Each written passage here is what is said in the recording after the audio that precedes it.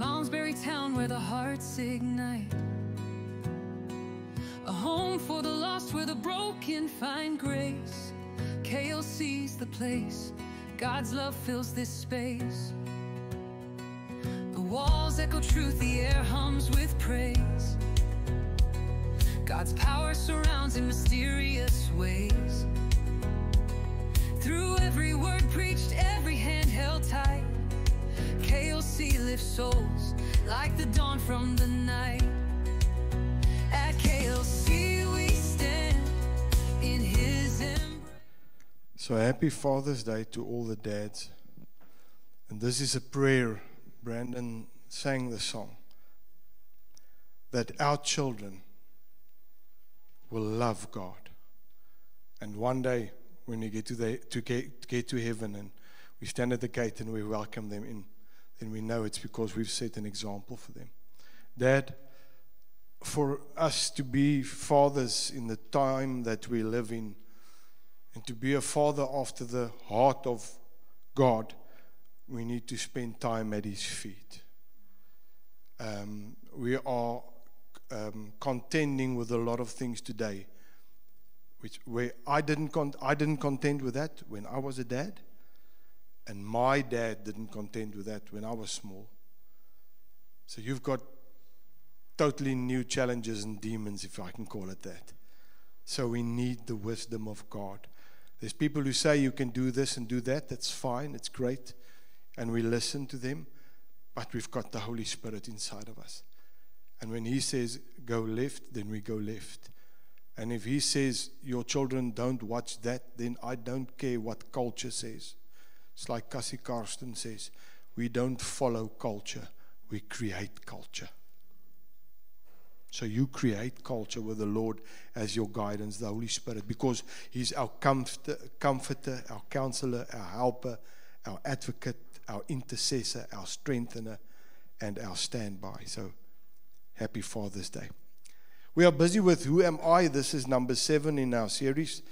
And our in short, our theme for the year, Philippians 3:10, is knowing God, om God te ken.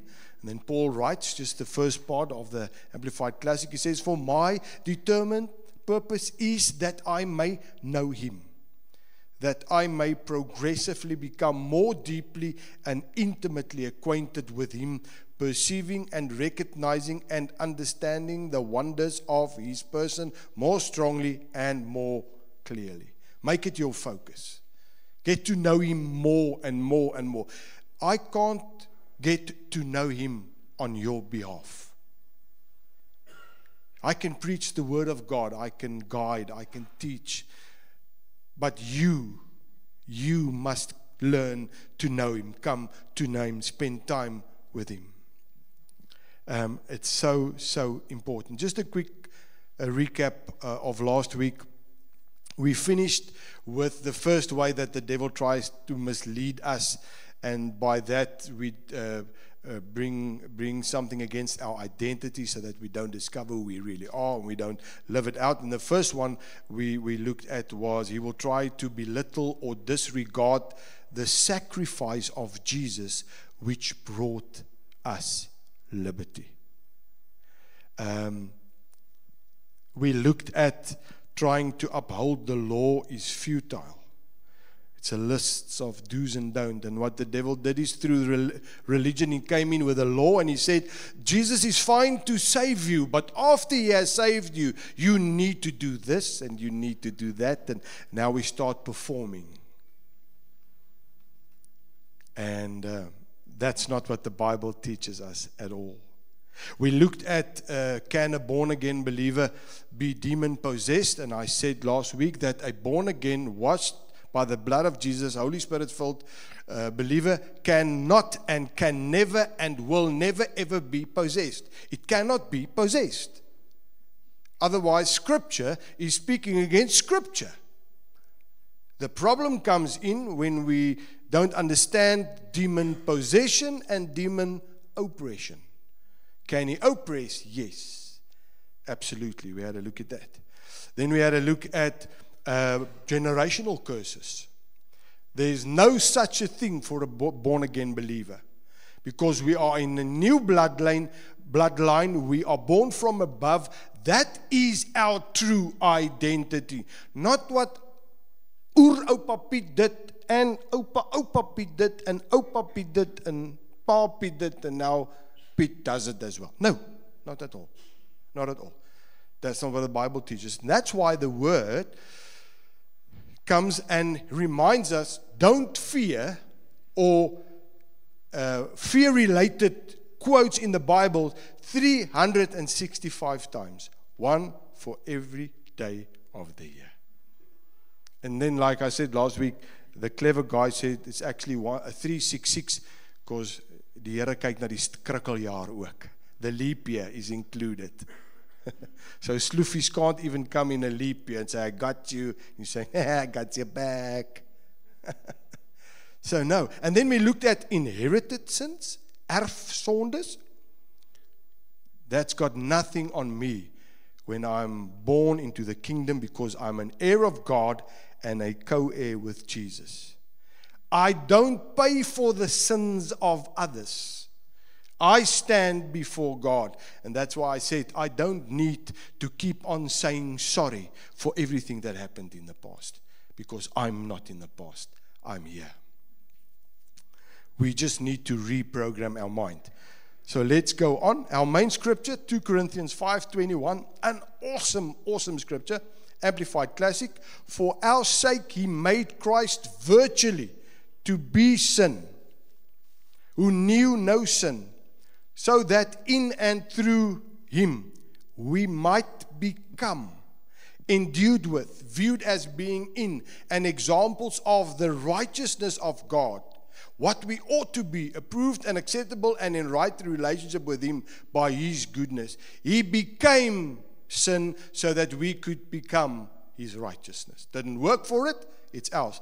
The Passion Translation says it in the following way. It says, for God made the only one who did not know sin to become sin for us, so that we who did not know righteousness might become the righteousness of God through our union with him. And today I just want to talk about number 2. The devil will attempt to distort God the Father's character in our eyes, stealing our freedom to live in a loving relationship with him.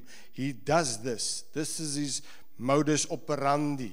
He works this way. So if I can distort the character of the Heavenly Father, then how can I be in a loving relationship with him? And I'm just going to look at 2 things this morning. And the first of all, punishment. Punishment. We grew up with the idea that whatever we do, if we do something wrong, God is in heaven, and we've got this picture, and I say it with a lot of respect and awe. God is in heaven. It's this old man with the gray hair and a gray beard and a long stick, and whenever you do anything wrong, he like beats you over the head. And we've got sayings in Afrikaans, and I've said this before, when our children does something and we say, don't do that, and they get hurt, we say, aha, die blinde sambok. So I don't know what that is in English, and if there is a saying like that, but this is an Afrikaans saying. In other words, yeah, you did wrong, that's why you are now getting hurt. So he sits in heaven, and whenever we do anything wrong, he hits us. When Anne was diagnosed with breast cancer in 2010, I had this holy of holies met me in Spa, and I wanted to drive my car into them and drive through a wall with them on the front of my bumper. That doesn't sound too pastorally or too godly, ne? But in the meantime, I've repented and I'm sorted out. So I just wanted to say, at that moment, because we were fighting death, and they would come with, what sins are in your wife's life? Ek dog jou. And then I just piped it down. Because people don't know that they don't know. So we could, anything that happens, when it's good, it's obviously because you pay all your tithes, you go to church, you look after, yeah, that's why. And when it's not going good, oh my goodness, there must be something wrong. How's your prayer life? Oops, you slipped up. Oh, and how's it going with the Bible reading? Oh, so you only read two chapters this week. I can see where this comes from. And this is not the Bible. You see, there's a question that you and I must answer. We must answer it for ourselves. We can answer it this morning. Those that's watching by video and listening to the podcast, I want to ask this question. Did Jesus carry and pay for all our punishment or not? So we must make it out. Did he pay for all or did he pay for some? Because then we can get to this thing. Oh, maybe it's some of that. You know, he covered some of the punishment, but not.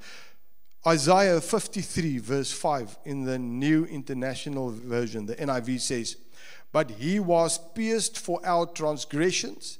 He was crushed for our iniquities. The punishment that brought us peace was on him, and by his wounds we are healed."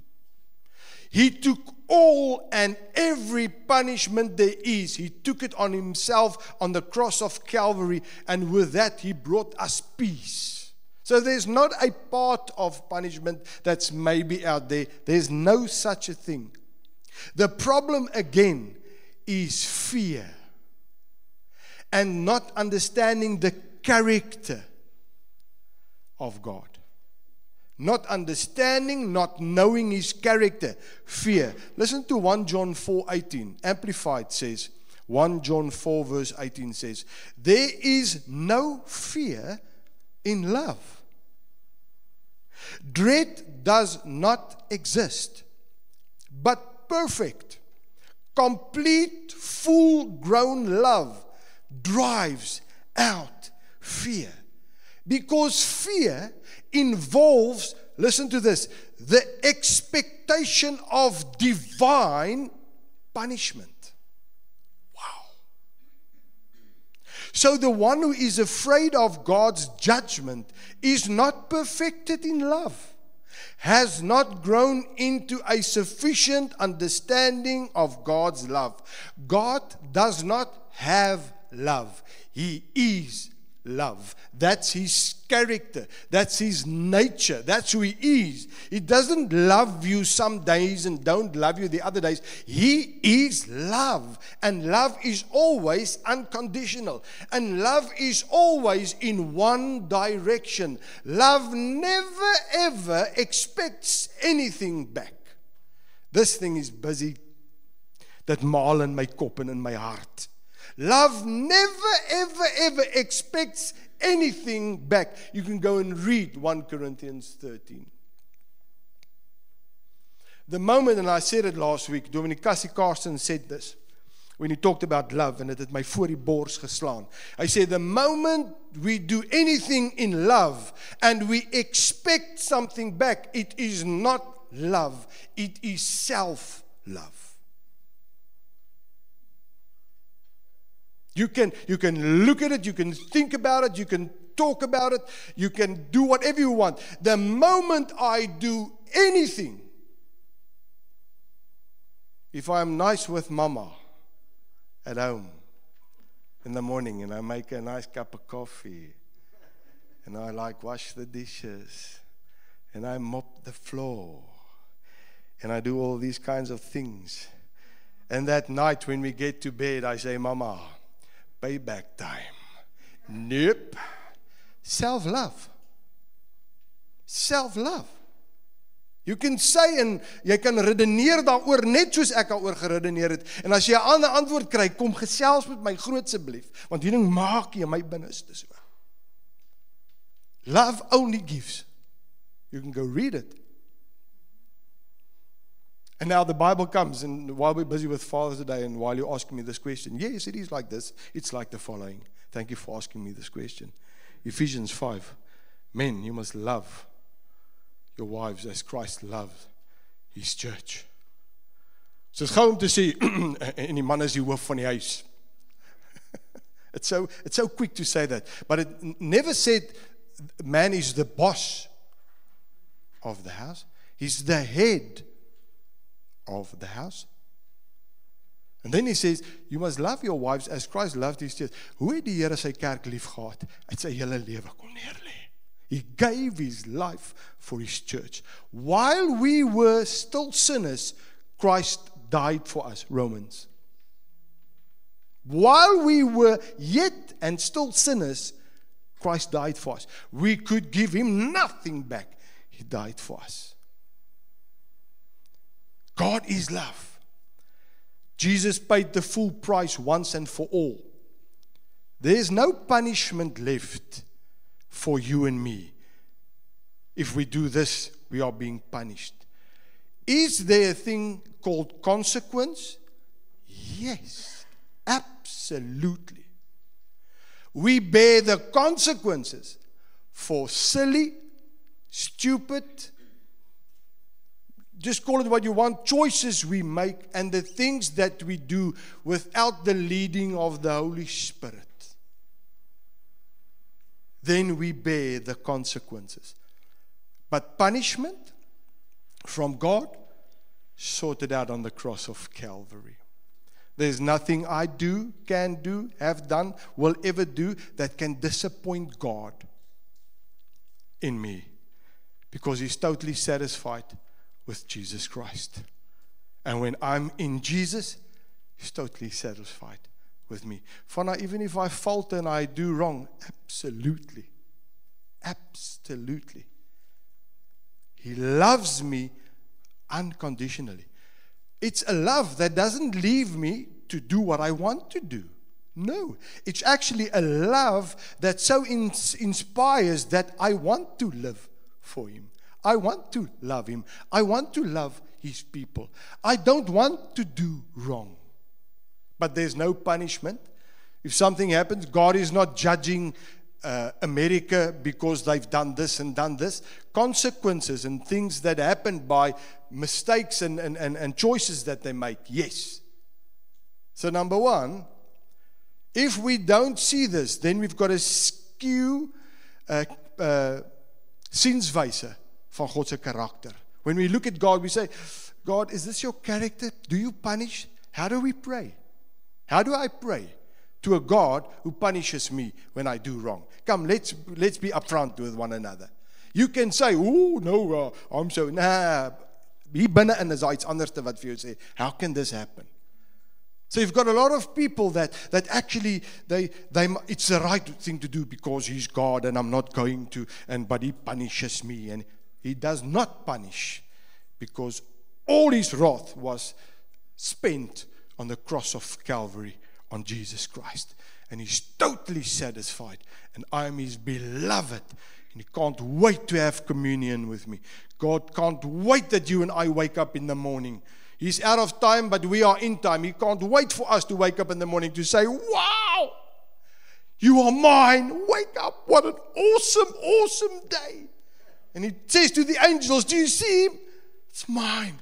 I paid the price. It's mine. Just check him out. Isn't it wonderful? Have you ever seen this picture? No. It's just this old man with a stick ready to eat me. And then the second thing I want to talk about, and this is quite touchy, and some people take offense. If you take offense with me saying this morning, I would love to ask you to go spend time with the Lord and with the Holy Spirit and ask him to have a look at your heart. The will of God, or let's say the sovereignty of God, die soevereinheid van God. Want ons het groot geword. We were brought up in a culture, our Calvinistic background says that everything that happens is the will of God. Everything that happens is the will of God. I'm here to tell you this morning, everything that happens is not the will of God. It's not the will of God. It's so easy to say it is the will of God. And that's why we get all this. Actually, no, don't go there. Just leave that. Let's go on. Right from the beginning, because I want to do this in love. Right from the beginning, God created the human race. And he said, I'm going to give you authority. The God of the universe decided to give man free will and authority. This is the God of the universe. Wow. Genesis 1:26, Amplified Classic. Just read with me. For God said, let us, Father, Son, and Holy Spirit, make mankind in our own image, after our likeness, and let them have complete authority over the fish of the sea, the birds of the air, the tame beasts, and over all the earth, and over everything that creeps upon the earth. What happened? When man sinned, he gave this authority over to the devil. When man sinned, the devil got a legal right to the human race. God didn't give it to him. God gave Adam and Eve the authority. And he said, from now on, because you are created in my image, you will rule and you will reign. And they, by sinning, gave it over to the devil. But Jesus came and he gave the authority back. Luke 10:19, Amplified says, listen carefully, I have given you authority that you now possess to tread on serpents and scorpions, and the ability to exercise authority over all the power of the enemy, Satan, and nothing will in any way harm you. And then, on the cross of Calvary, Jesus, as the Son of Man, and this is a total different sermon with a lot of detail that can be shared, is because authority was given over from Adam to the devil as a man had to come to pay again so that authority could be taken back. And that's why Jesus, when he died on the cross, he died as the Son of Man, 100% man, although he was 100% God. He died on the cross of Calvary. Listen to what Colossians 2:15 says. This is awesome. When he had disarmed the rulers and authorities, those supernatural forces of evil operating against us, he made a public example of them, exhibiting them as captives in his triumphal procession, having triumphed over them through the cross. In Christ, you and I have all the authority, to do what? To rule and to reign in this life. So now, everything that happens in this world is not the will of God. When I jump in front of an oncoming train, there's a train coming, I jump in front of the train. Fana, what are you doing? Don't worry. If it's not my time, I won't go. Ek het vir jou nuus, papa. Hy trein gaan vir jou trap. If I go to the zoo and jump into the cage where the lions is, I'm going to play with the lions a little bit, and I get hurt. Oh, it was the will of God, because he wanted to get me closer to him. Jy's simple, man. I mean, where does that come from? Yet, you can listen to the way people talk when things happen. It is always the will of God. It is not the will of God for people to die without knowing Jesus as their Lord and Savior. 2 Peter 3 verse 9 Amplified says, the Lord does not delay as though we were unable to act, and is not slow about his promise, as some count slowness, but is extraordinarily patient towards you, not wishing for any to perish, but for all to come to repentance. That's his heart. Do you think it's the will of God for little children to be killed and raped and neglected? Never ever. I tell you now, I never ever, and I say this, and please don't take me wrong, just feel the passion that I've got for this.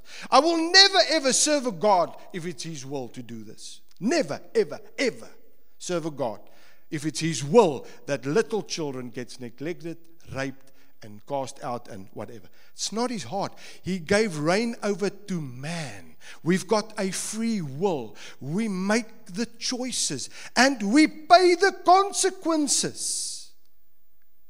God is sovereign in the sense that He is the highest authority. There is no one higher than Him. He's God of all. Absolutely, in that sense, yes. Do you think it's the will of God for people to suffer as they do? Not at all. We have a free will, and we allow the devil to rule and reign by giving him legal right to operate by the choices we make, by not taking our places. Maybe as a father in the house, I don't take my place as the head of the house. I make room for the devil to come in and to operate in my house. And then things go wrong. It is not the will of God. Not at all. John 10:10. Let me show you. John 10:10 Amplified says, the thief comes only in order to steal and kill and destroy. Jesus says, I came that they may have and enjoy life and have it in abundance to the full till it overflows. It is the devil that steal, kill and destroy. God is bound by His word. And the moment He said, I give you the rule, the authority to reign, He stands back as God of the universe. And now we've got this. He doesn't go over His word. Otherwise, I can say, God, but then you can lie. Because if you say this, then you can say this. He's a God that sticks to His word. He's not a man that He should lie, the Bible says. So He's bound by His word. And now we must rule and reign because He gave us the authority. This is our true identity. This is your true identity, my true identity. The problem comes in when we make carnal choices without the leading of the Holy Spirit. We make the wrong choice, we carry the consequence. It's not God. God is not responsible for the bad in the world. The human race is responsible for the bad in the world, not God. When bad things happen because of life, lack of faith, circumstances, the devil, call it what you want. You know what? It's so awesome. God never leaves or forsakes us. Never, ever, ever leaves or forsakes us. If we trust Him by putting our faith in Him, no matter what, He will turn things for the better. Wow. Romans 8:28, New King James Version. This is I think it's the last scripture, but you know that means nothing. Romans 8:28 says, and we know that all things work together for good to those who love God, to those who are called according to His purpose.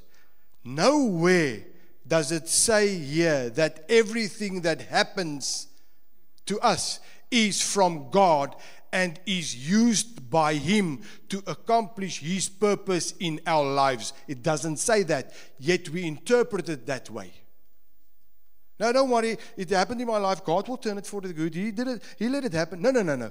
What this means is, when we get into circumstances and life and things, there's a God who looks out for him. If we love Him, it says, we love Him. Then He says, you know what, Fana, you are in circumstances. It's dire straight circumstances. You know what, you love me. I'll turn it around for my glory. That's what it says. Not everything that happens to me, oh no, the Lord is, nobody, the Lord will turn it for good. He will turn it for good, but He didn't let it happen so that He can turn it for good. He's such an awesome God that He says, even if something bad happens to you, even if it was your stupid choice, Fana, because I can sometimes be very, very intelligent. Very. And I make the most awesome choices sometimes. I sometimes surprise myself. To know that there's a Heavenly Father that says, you know what, because you love me, I can turn it around. I can turn it around. I want to just end off by just quickly having a look at the character of Jesus versus the character of Satan. This is so important because this has to do with our righteousness and our true identity. God and Satan, the character. God is a giver of life, James 1:17. Satan is a thief, John 10:10. God comes so that we can have life and have it in abundance, John 10:10. Satan comes, he steals and he kills and he destroys. John 10:10. He's a murderer. John 8:44 says. From the beginning, he's a murderer. Sloefies is nie jou maat nie, hy's 'n moordenaar. Truth, Numbers 23:19, versus the father of lies. John 8:44. He's our advocate, God. 1 John 2:1. Satan is an accuser. Revelations 12, verse 10. God is love. That's who he is. For God so loved the world. John 3:16. Satan, it's anger. Revelation 12, verse 12. God is light. John 1:9. The devil is darkness. Colossians 1:13. God is righteousness, and we are his righteousness. Jeremiah 33:16. Satan is sinful. 1 John 3:8. God is our helper. Hebrews 13:6. Satan is our adversary. 1 Peter 5:8. But what is so wonderful about the fact that he's our adversary, he's beaten. He's a beaten foe. Sloefies is 'n boemelaar. Satan is a bum. He's got no job and he's got no teeth. Because he's walking around and hy's soos 'n brullende leeu. He's not one. He's like a roaring lion and he looks who he can devour. But we allow him or we don't allow him. Listen, he's real. Have I got to do with him in the past? Absolutely, he's real. Have I seen manifestations of him? Yes, absolutely. I can tell you stories wat die hare op jou arm sal regop staan. Want elke keer as ek 'n storie vertel, dan staan die hare op my lyf regop. He's real. Let me just quickly tell you one story so that you just see he is real. One day after work, I got home. My father-in-law, who's now in heaven, how does it say? May the Lord bless his soul. Watched a movie. I don't watch horror movies, van Armse. I don't watch horror movies. If you watch them, God bless you. To me, it's a no-no. So I got home and I walked past the television and there was this clown. A head of a clown in an ijskas in a fridge. The guy opened the door and this thing is laughing. And so I just stood there and I thought, what? Kyk, my skoonpa nou. But I wanted to be ordentlik and gasvry and I just and this was a clown. The thing is called The Thing. The movie is called The Thing. So it's this clown and he kills people and it's demon spirits and whatever. So I watched a little bit and I went and I got into bed. And as I got into bed, slept, and I woke up and I heard all the cups and saucers in the kitchen fall out of the cupboard and break on the floor. So I jumped up, ran to the kitchen. There was not one cupboard open, not one cup, one was out of place, nothing.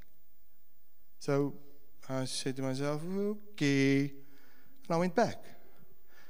Now I'm lying in the bed. The next moment I heard, we had a bookshelf in die TV-kamer, boekrak, and I heard the books. You could hear the books going, as if someone takes the book and moves them out of the shelf, you heard shh, and then you heard the books go as they were paged through.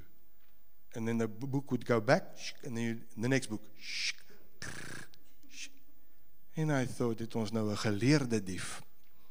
So I jumped up, ran into the TV room. Nothing. No book out of place. Nothing. And I went back to sleep. And the next moment I woke up and I could not breathe properly. And on me there was a darkness and a weight that I've never felt before. And it pinned me down in my bed and two eyes were staring at me, but the two eyes were smiling. How does eyes smile? I don't know, but they smiled. There was no mouth, but the eyes smiled. I tried to wake up Anne. I could not lift my arm. I was trying just to maybe touch her, because now I've heard all of the things, and that was where we just went through all this bevryding, so I'm redelik paraat and all this kind of things, but now I'm afraid. Nou is ek bang. Nou voel ek hoe bang is ek. And this thing just sat on me. And I tried to speak and I couldn't get a word out. I tried to move my arms and I couldn't. And in my head it just says, if you can just say the name of Jesus. Just proclaim the name of Jesus. And I tried. It just didn't want to come out. And something happened. I got my arm, and it like amper soos 'n ou wat 'n armslaap. I got my arm and it went like, and it hit Anne, and she woke up. And the moment she woke up, this thing lifted from my chest, still in the room, and I said, in the name of Jesus, in the name of Jesus, and gone. And I thought to myself, where did this come from? And I sat with the Lord, and the Holy Spirit said, do you remember the junk that was on the TV? Listen, God is greater and bigger than anything that happens in the world. This is not to say you must now walk into the house like this. You can relax. He's overcome the devil. I just want to tell you that there is a thing like the devil. You just walk in righteousness. You stand firm. Nothing can come against you. Like I said, he's a guy. Al sy tande is getrek, hy's 'n bam. Hy het nie 'n job nie, hy soek 'n job. En hy vind die job as hy by jou en my kom. And the Holy Spirit spoke to my heart. By watching that, you are allowing that to come into your health. You say you're a child of God, but here you go in an area where you watch, because through your eyes, you are allowing that. So I don't want to. This is a warning just to show you that he's real, but he's beaten. Just don't allow this anymore. And I said, thank you very much. No more horror. And then I can tell you some other stories, which I'm not going to do it. I just want to say, this is the character. So now we know, if this is the character of God, wow, he doesn't punish me, and it is not his will for me to have this and this and this. This now makes it that I can stand in my identity. I am his righteousness, and in the name of Jesus, I go about declaring. If something happens to me, because there's accidents that happen, there's life that happens, there's consequences that happen, but in all of that, God is still God. His character is love. He'll never leave me, never forsake me, and he's always there to bail me out in a good sense. I learned the lesson, and he bails me out, and I go on. Why would I keep on doing the same thing over and over and over again? I see this, God speaks to me, I listen to the Holy Spirit, I get out of it and I go on. No punishment, and he's got a godly character. It is not his will. Every single thing that happens in the world is not God's will. Every single thing that happens in your life and in my life that is not good is not God's will. Can he use circumstances when something happens in my life to teach me how awesome Heavenly Father he is? Yes. But he didn't get me into it. But he certainly gets me out of it. And sometimes I battle with things for a long time, because it's not always instant miracles, because we have to live by faith. Faith is not a kitsoplossing. Faith is not, I ask God now and it disappears. That's not faith. Faith is when that thing comes on, coming against me, I still walk in the light of the Lord. For a certain sickness is coming my way, I declare in the name of the Lord, I'm healed. In the meantime, it's still there. What do? I go on with life. I go on. I've got a smile on my face. God is good. He heals. Is it manifesting in my life now? No, it's not a problem. Doesn't make him less God. He doesn't love me less. He's not punishing me. I'm living in faith. And then all of a sudden it breaks through. Otherwise, we don't have to have faith. All we have to have is miracles. So you seek, I pray, God heals you. Oh, there we go. And that happens. That happens. That's what we stand for. That's what we declare. But a life of faith is a life no matter what and how. I still love him. My eyes are on him. Because you get these people as well, like, oh, but jy bly siek, want iewers is daar dalk ietsie by jou lewe.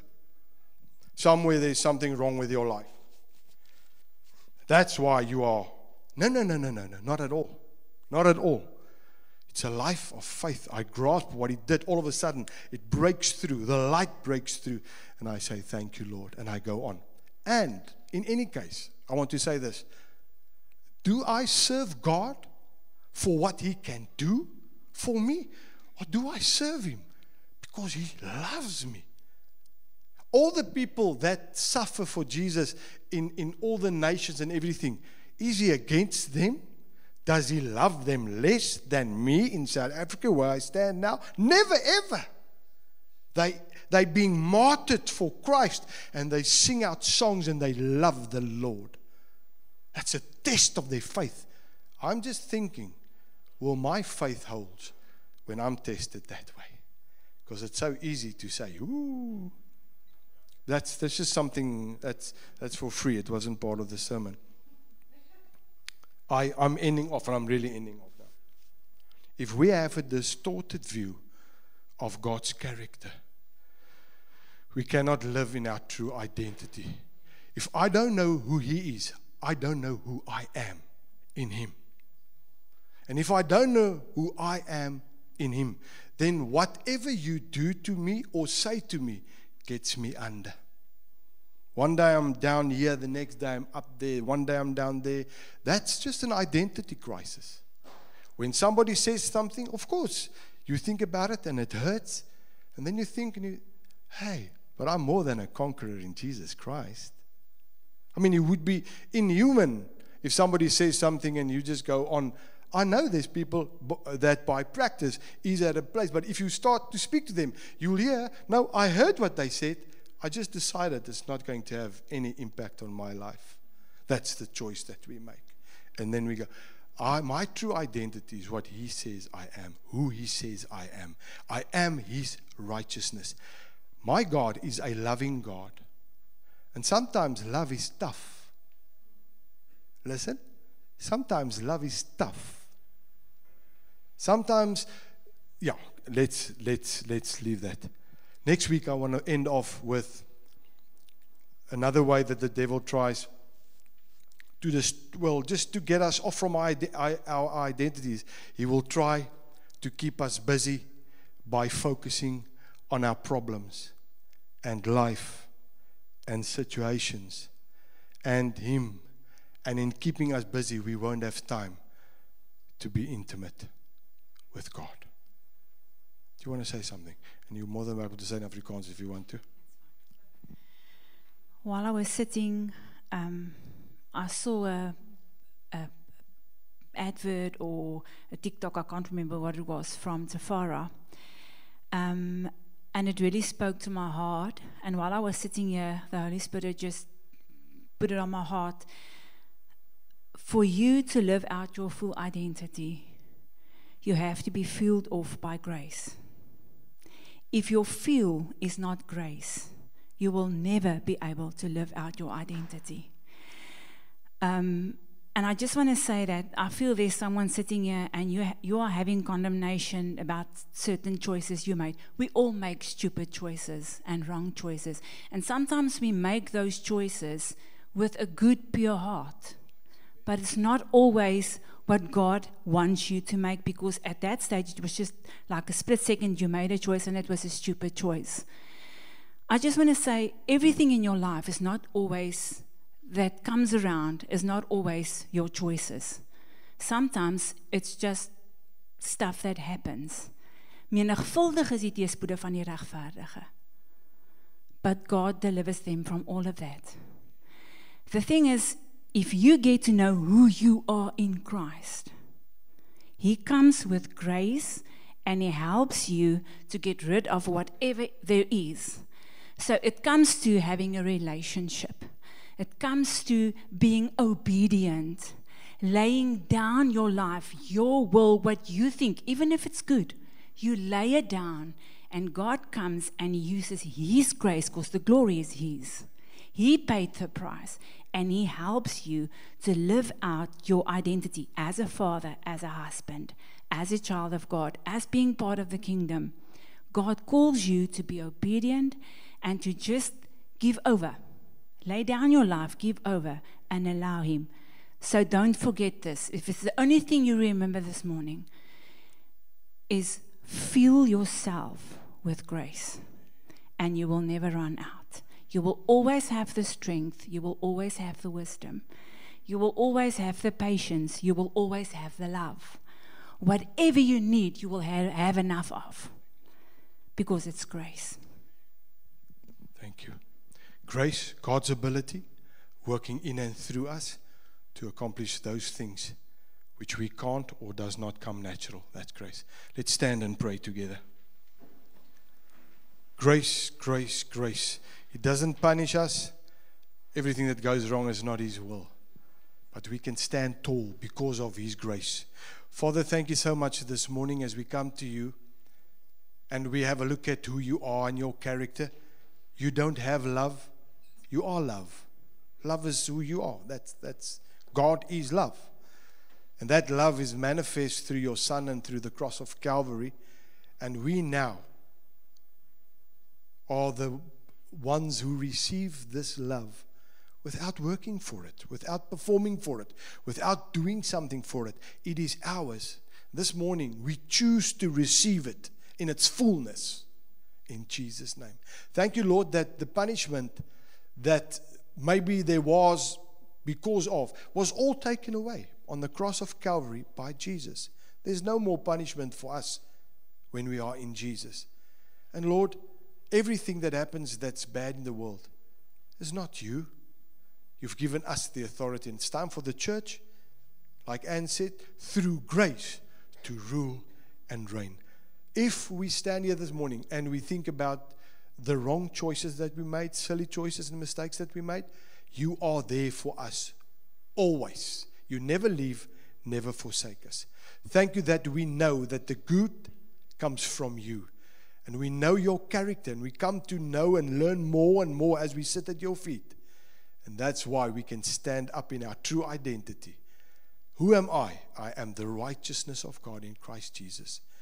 Thank you for your love, your grace, your kindness, your mercy.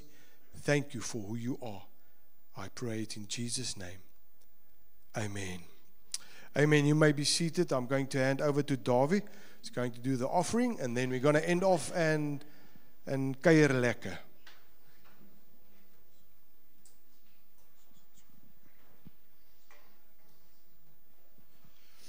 I just quickly, before the message, I just quickly also want to, awesome message by Pastor Fana this morning. I just want to also say something. I think sometimes as Christians, what we do is we place God and the devil on the same level. We know God is good and the devil is evil, so we place God on the good side and we place the devil on the bad side, but we place them on the same level. But I want to tell you, they're not on the same level. The devil is not on the same level as God. You see sometimes people draw this cartoons where you've got Jesus and the devil sitting at the table and arm wrestling, and then the devil is this big guy and you've got the small Jesus, but the devil can't even sit at the same table because the word says he's under the feet. Jesus crushed his head with his heel. And so if the devil is under Jesus' feet and I'm in Jesus, then he's under my feet as well.